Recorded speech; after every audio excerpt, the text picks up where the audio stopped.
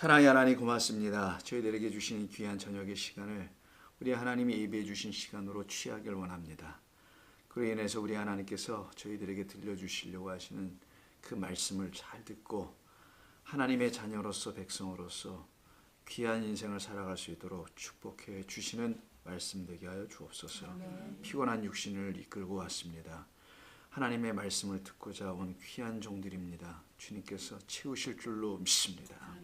예수님의 이름으로 기도합니다. 아멘. 자, 어느덧 한 주간이 지나서요. 지난 금요일이 엊그저께 같은데 이렇게 금방금방 온지 모르겠어요. 준비하는 저희 입장에서 이렇게 빠르다는 느낌 잠깐만 듭니다. 그래도 여러분 또 이렇게 오신 여러분들께 진심으로 감사드리고요. 금요일날 이렇게 피곤한 그런 저녁 시간일 텐데 쉬고 싶은 그런 마음이 다 있으실 텐데 이렇게 오셔서 참 감사드려요. 그 중에 한 사람도 저라는 것도 기억해 주시기 바랍니다. 농담이고요. 자, 성경 여러분 마태복음 우리 지난 시간에 다 못 끝냈잖아요. 그걸 한번 오늘 다시 한번 끝을 내기 위해서 한번 24절 6장 24절 이 부분 한번 읽어보도록 하겠습니다. 마태복음 6장 24절 함께 읽어볼까요? 한 사람이 두 주인을 섬기지 못할 것이니 혹 이를 우려하고 저를 사랑하고 혹 이를 중히 여기고 저를 경히 여김이라. 너희가 하나님과 재물을 겸하여 섬기지 못하느니라. 아멘. 자, 우리 지난 시간의 말씀 좀 기억나시나요? 지난 시간의 말씀이 섬긴다는 말의 의미를 우리 이해해 보려고 했었죠. 섬김이라는 것은 우리 측에서 섬기는 것으로만 우리가 기존에 늘 이해해 왔었는데, 그래서 교회 오면 먼저 섬기는 것부터 가르치고 그러지 않습니까? 그래서 성도가 되어서 누군가를 섬기고 가르쳐야 된다는 걸로 자꾸만 이해되어 왔던, 그래서 우리도 누군가가 오면은 어느 부서에 가서 섬겨보라고, 대표적인 그 그룹이 성가대 같아 보이더라고요. 성가대가 특별히 그런 일을 좀 더 솔선수범해서 하는 것 같아 보이는데 그러지 않으셨으면 좋겠어요. 오신 분들은 우리 교회는 오셔서 하나님의 말씀이나 잘 듣고, 왜냐하면 이런 생각을 우리가 전제하기 때문입니다. 우리도 그랬듯이 다른 어떤 곳에서 새로 이주해 오시는 우리 성도님들이거나 어떤 형편에서 오시는 성도님들에게는 그분들도 마찬가지로 하나님의 말씀을 어떻게 보면 이런 각도에서 들어보지 못한 말씀들을 들어야 하는 이유가 있지 않겠습니까? 그렇기 때문에 그분들에게는 하나님의 말씀을 집중해서 들어야 될 시간이 필요하지, 다른 일에 시간을 빼앗기는 건 좋지 않은데 벌써부터 스카웃을 해갔더라고요. 좋아 보이지 않습니다. 지난주에도 벌써 그냥 어떤 모습을 가지고 벌써 그 참여하기를 원하는 것 같아 보이는데, 가능하면 여성계도 그렇고 남성계도 그렇고 다른 부서 성가대 특별히 새로운 성도님들은 하나님의 말씀의 자리로 먼저 들어가게. 그렇지 않으면 하나님의 말씀 배울 수가 없어요. 그분들이 그저 주일날 한 번 오는데 그 아멘 하시는 분이 잘 들으셔야 합니다. 그 주일날 한 번 오기 때문에 우리가 교회를 다른 새벽에도 못 나오시잖아요. 또 특별히 금요일날 저녁 오는 건 보통 쉬운 일은 또 아니잖아요. 그래서 우리가 그런 형편을 이해하고 새로 오신 성도님들에게는 주일날만이라도 우리 하나님의 말씀 듣고 배울 수 있는 기회를 자꾸만 제공해 드리자. 그리고 그것을 통해서 하나님의 섬김을, 말씀이라는 섬김을 먼저 받게 해드리자. 그래야지 나중에 그분들이 섬기든 말든 교회를 섬겨야 될 건 없습니다만은 그런 어떤 차원으로 하나님의 뜻에 따라 살아가게 된다는 그런 우리 교회가 지향하는 가치가 있습니다. 그대로 이루어지기를 바라는 것이죠. 그래서 우리가 지난주에 섬김에 대해서 얘기했거든요. 우리가 뭘 알아야 섬기죠? 라는 거였잖아요. 그러니까 섬기어야 된다는 섬김의 대상이 하나님을 알지 못하고 막 섬겨대면은 하나님은 나는 그런 걸 너희에게 기대하지 않는다라든가 원하지 않는다라고 말씀하시는데, 우리는 자꾸만 우리식으로 그냥 하나님 이런 걸 좋아하실 것 같아요, 이런 걸 원하실 것 같아요, 그래서 저는 그런 추정 아래 이렇게 해드리고 싶어요. 그게 보면은 다 집에서 하는, 우리 인간 사회에서 하는 그런 섬김이라는 거예요. 뭘 잘해드리면 될 것 같고, 그가 편하게 뭐 해드리면 될 것 같고, 배고프면 먹을 거 사다 주고, 아프면 같이 위로해 주고, 뭐 이런 정도로 우리가 대부분 섬김이라고 생각을 하는데, 그런 섬김으로 하나님을 섬길 수가 있나요? 그럼 또 하나님은 영이신데 뭘 그걸 갖고 어떻게 섬기겠다라는 거예요. 하나님은 뭐 배가 고프실 것도 아니고 목마르실 것도 아니고, 하나님이 뭐 하나님의 교회가 우리가 아니면 안 돌아갈 것 같다는 어떤 강박관념에 사로잡혀 우리 잠깐만 그러는지도 모르겠는데 그런 거 아니거든요. 사실은 하나님은 우리에게 그런 걸 요구하지 않습니다. 하나님은 우리에게 요구하시는 게 하나 있는데 그냥 내 섬김이 무엇인지 먼저 받고 그 섬김은 하나님의 말씀, 당신의 말씀을 통해서 우리를 가르치시는 것이고요. 그 끝에 하나님이 누군지를 알게 되면은 어떤 분인지를 알게 되면 그때는 우리가 어떻게 해야 되는 거라는 걸 알게 되지 않겠어요? 그때 그것을 온전한 섬김이라고 했다 그랬죠. 그래서 그 섬김을 위해서 이 땅에 오신 분이 가르치시러 오신 분이 예수 그리스도라는 사실을 마태복음을 통해서 지난번에 한번 나눠봤습니다. 그래서 당신의 존재를 먼저 이렇게 드러내 주셔야만이 우리가 그분의 존재를 이해하고 그래서 그분의 존재 안으로 들어가고 또 그 존재가 우리 안으로도 들어오게 되죠. 그래서 그와 나라는 두 객체가 이제 더 이상 따로따로 존재하지 않고 하나로 존재하는 것. 이것이 온전한 섬김을 다 받았다라는 걸 말합니다. 그렇게 되지 않으면 자꾸만 분리 현상이 일어난다 그랬죠. 분리 현상이 일어나면 삶에서 하나님을 오해하는 일만 잔뜩 있게 됩니다. 말 그대로 분리된다니까. 분리가 돼서 스키조 현상이 자꾸만 나타나서 신앙적 혼란만 가중되게 됩니다. 이게 맞는 거야, 틀리는 거야, 이러는 게 좋은 거야, 아닌 거야, 이런 두 가지 생각에 늘 얽매일 수밖에 없게 되죠. 그걸 자유하지 못하다고 하는 것입니다. 그런 그곳에서 우리를 불러내시는 것이 우리 주님의 뜻이었고요. 그래서 비로소 그가 누구이신지를 알게 될 때에 우리는 참 주인이 누구시라는 걸 알게 될 거라는 거예요. 그 주인이 하나님일 거냐, 아니면 그런 섬김을 받음으로써 하나님이 내 주인이 될 거냐, 아니 그런 섬김을 받지 못하여 하나님이라고 섬기는데 그 주인이 재물이 될 거냐. 이게 오늘 주님이 가르치시겠다는 거예요. 그러기에 이 재물은 돈이 아니라고 말씀드렸죠. 지난 시간에 이미 우리가 세상에서 말하는 그런 재물로서의 그 돈, 화폐로서의 그런 재물, 그런 의미가 되지 않는다는 겁니다. 물론 마모나스라는 단어는 맘모니즘, 물질 만능주의라는 말로 우리가 흔히 사용하고 있는 그 단어를 기초로 해서 쓰는 것은 맞아요. 근데 그거는 우리가 이해할 수 있도록 그 단어를 빌려서 차용해서 쓰는 것뿐입니다만은 진짜 말하는 것은 그것이 아닌, 지난 시간에 끝부분에 뭐라고 나눴었습니까? 율법으로, 하나님을 율법적 차원에서 법으로 뭐 행동 강령, 해야만 할 어떤 의무 준수 사항을 하달해 주신 분, 그래서 그것을 잘 지키면 하나님 보시기에 기쁜 일이고 영광 받을 만한 일, 영광 돌릴 만한 일이라고 하는 그런 율법적 차원에서 하나님과의 관계는 계속 끊임없이 너와 나라는 두 존재의 타자로서밖에 하나님 이해할 수 없게 된다 그랬었죠. 그걸 무너뜨리기 위해서 이 땅에 대속물로 십자가에서 내어주시러 오신 분이 예수님이고, 예수님께서는 나는 너의 친구가 되어주겠다. 그래서 하나님 포기 선언입니다. 하나님됨의 포기를 하는 거예요. 그걸 자기 부인이라고 하는 겁니다. 그래서 너희는 너희 십자가를 지고 너희를 부인하지 않으면 나를 따를 수 없다라는 말씀은 당신이 하나님의 아들임이 포기되어 이 땅에 내려오신 거잖아요. 그래서 빌립보서 골로새서에서 그런 말씀을 하지 않습니까?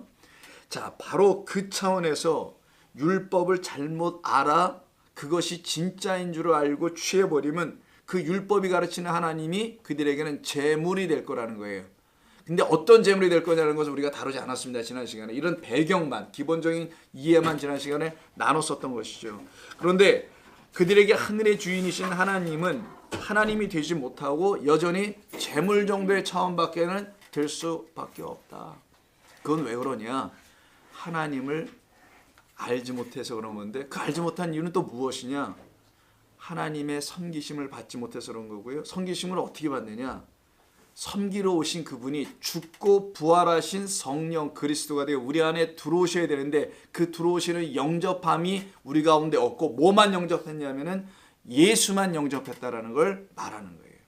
지금 현대 교회가 적지 않은 많은 교회들이 예수만 영접하는 그런 차원에서 머물러 있습니다. 물론 다 성령 얘기합니다. 근데 그분들이 말하는 성령은 되게 들어오면은 은사 중심의 성령이야, 대부분.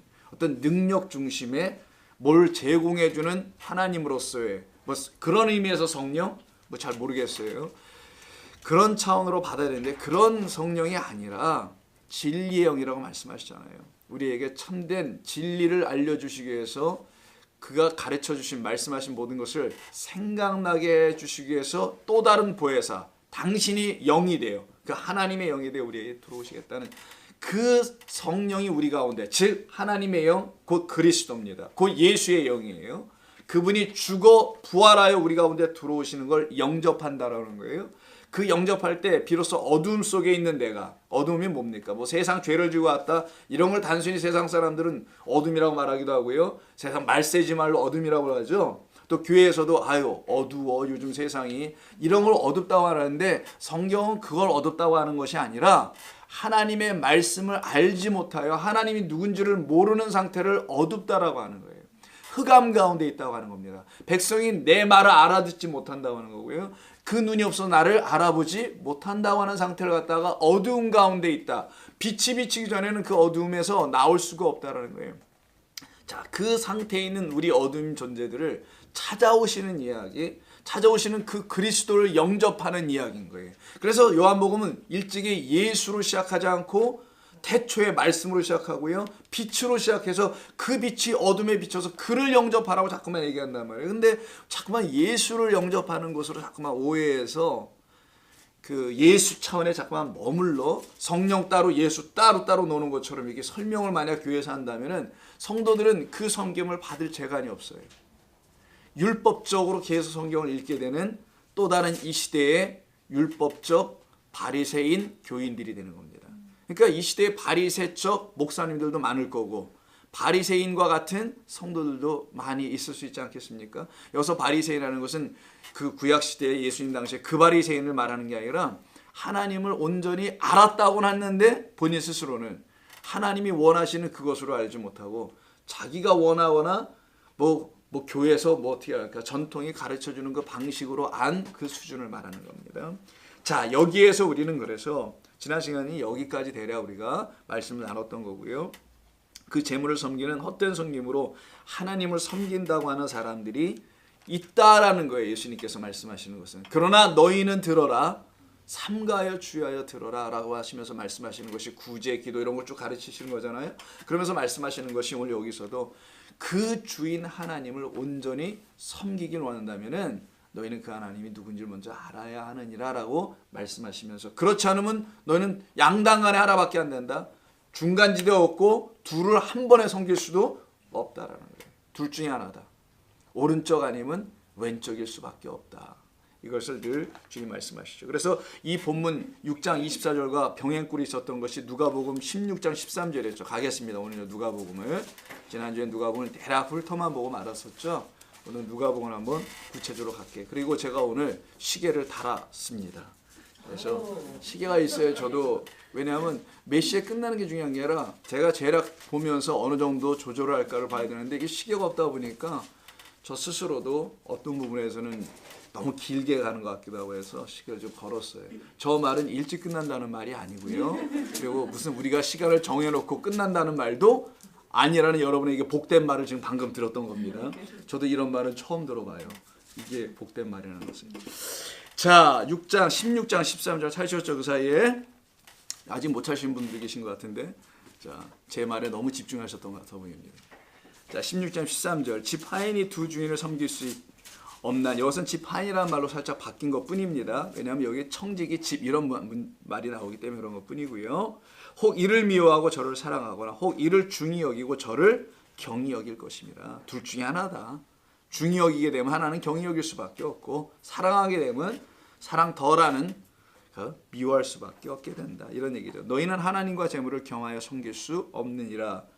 하나님이든 아니면 재물이든 이렇게 하나밖에 섬길 수밖에 없다라는 말씀을 이렇게 16장 13절의 결론으로 나왔어요. 그럼 이것이 나온 그 배경은 여러분 잘 아시는 옳지 않은 청지기란 이야기가 시작되는 16장 1절부터 이야기입니다. 그럼 16장 1절부터 나오는 옳지 않은 청지기에 관한 예수님의 비유의 말씀 이 끝에 나온 거잖아요. 그러면 이 끝에 나올 수밖에 없게 된 그 내용이 있어야 되죠. 근데 이게 마태복음은 없잖아요. 누가복음은 있네요. 그러면 마태복음에서 그 단락만 딱 떨어졌던 것 산상수훈에서 그렇게만 그 한 구절만 있던 것이 어느 배경에서 나온지 누가복음을 통해 보면 이해할 수 있겠죠. 근데 그러려고 해서 누가복음을 가 보니까 이 올바르지 않은 옳지 않은 청지기, 불의한 청지기라는 이 말이 보통 어려운 게 아닙니다.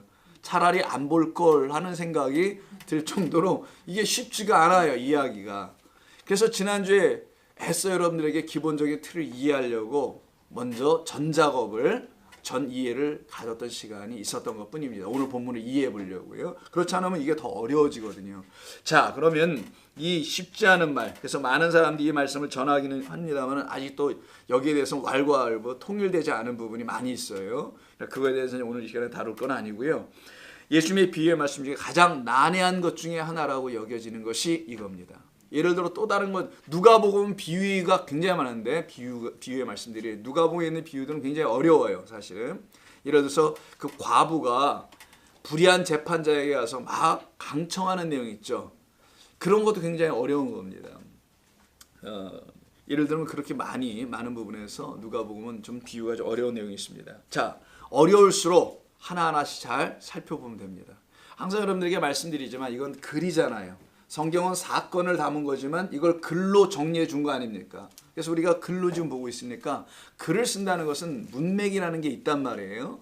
즉 글의 흐름이라는 게 있습니다. 앞뒤, 문맥, 정황, 상황이라는 게 있죠. 우리가 삶에서도 앞뒤 상황을 보고 말도 하고 생각도 하고 행동도 하는 것처럼 이 글도 마찬가지고, 더군다나 이 누가는 헬라에 능통한 사람이에요. 다른 복음서에 비해서 아주 헬라어가 화려합니다. 그래서 단어도 어떤 단어를 이렇게 보면은 클릭해 보면은요, 누가복음에만 나오는 게 이렇게 많아요. 그러니까 다른 용례가 없어. 어디 가서 이렇게 비교할 수 있는 말이 없는 거예요. 그런 단어가 상당히 많이 나와요. 아니면 누가복음에 있는 게 유일하게 나오는 곳이 하나 있다면 또 다른 누가복음이라 할 수 있는 사도행전에 또 있어요. 그 양쪽에 있는 것만 있는 경우도 많이 있거든요. 그러니까 다른 사람들은 잘 안 쓰는 어떤 요즘 말로 하면 고급진 말을 화려하게 썼다라는 거예요. 그렇게 화려하게 쓸 수 있을 정도라면 문장 실력이 대단할 겁니다. 노벨 무슨 상 정도는 받을 만한, 뭐 노벨상으로 비교할 수 있는 것은 아닙니다만 그 정도로 중요하게 잘 쓴 거기 때문에 문맥을 보자는 얘기입니다. 한번 문맥을 볼까요? 문맥을 본다는 건 16장 앞과, 즉 15장과 16장 13절 다음이 14절을 보라는 게 문맥을 보라는 겁니다. 문맥이 무슨 금맥, 광맥이 아니고 그냥 그 문장의 흐름에서 15장을 먼저 보는 겁니다. 15장은 무슨 장이죠? 15장은 그냥 15장이라고요?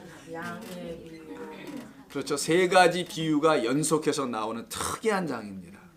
이런 장이 없어요. 누가만 이렇게 기록한 겁니다.